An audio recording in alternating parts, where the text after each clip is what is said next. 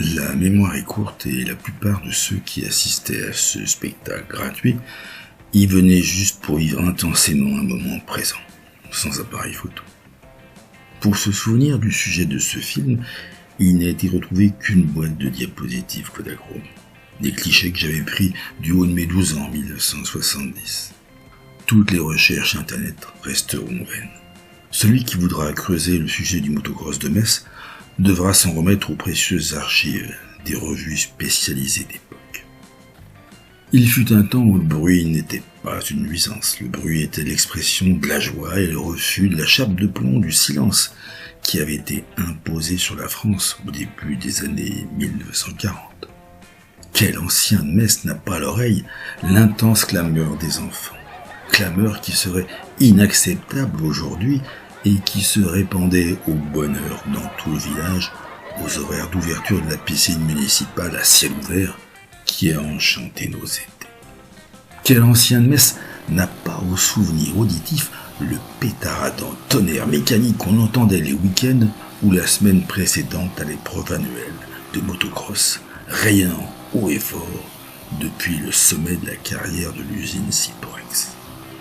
Des pots d'échappement minimalistes qui ne comportaient pas les silencieux étouffants des motos modernes.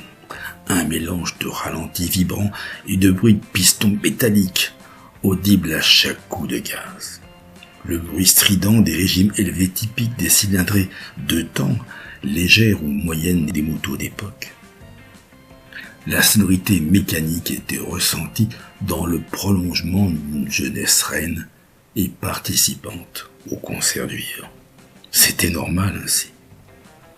La sortie de la Seconde Guerre mondiale avait été vécue comme un exutoire, une fête de la liberté. La force mécanique démilitarisée avait permis aux entreprises de récupérer des camions pour lancer leurs activités. La jeunesse qui avait été privée de bouillonnement fréquentait tous les bals. Elle regardait avec envie la disponibilité de nombreuses motos militaires en surplus et assez bon marché. Il existe des divergences sur l'origine du sport de motocross.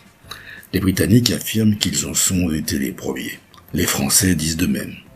Cependant, il convient de noter que les motos ont couru sur de la terre dès le jour où elles ont été inventées, parce qu'il n'y avait pas encore beaucoup de routes pavées et encore moins de routes goudronnées.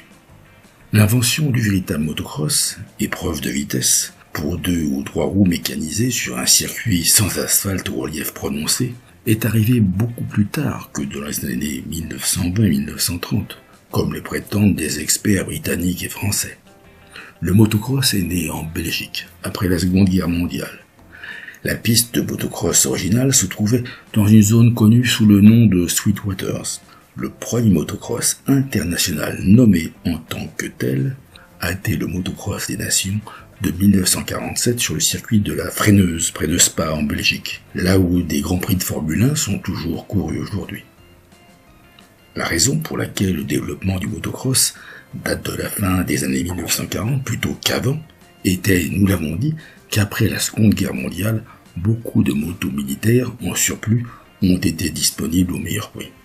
Par ce fait, il était naturel pour les sportifs revenus à la paix et qui avaient utilisé ces motos en temps de guerre de les utiliser de nouveau, en tout terrain, comme ils avaient appris à le faire sur le théâtre des conflits. Pour la France et la région parisienne, c'est à Montreuil-sous-Bois, à l'est de Paris, que l'aventure motocross débute également en 1947. Pendant toutes les années 50 et le début des années 60, la frénésie de cet engouement mécanique se poursuivit au lieu-dit au but à Morel jusqu'à ce que l'urbanisme galopant obligeait l'activité mécanique établie à Montreuil de s'expatrier plus loin. C'est dans la recherche naturelle de cette continuité sportive mécanique, très populaire dans toutes les régions de France des 30 Glorieuses, que l'établissement Siporex de Metz, dont la carrière comportait les reliefs nécessaires, ont été sollicités.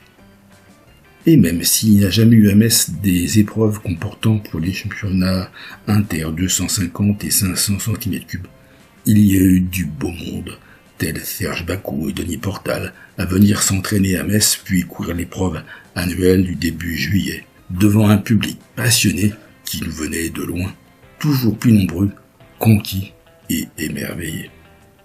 Puis est arrivé le tournant du milieu des années 70.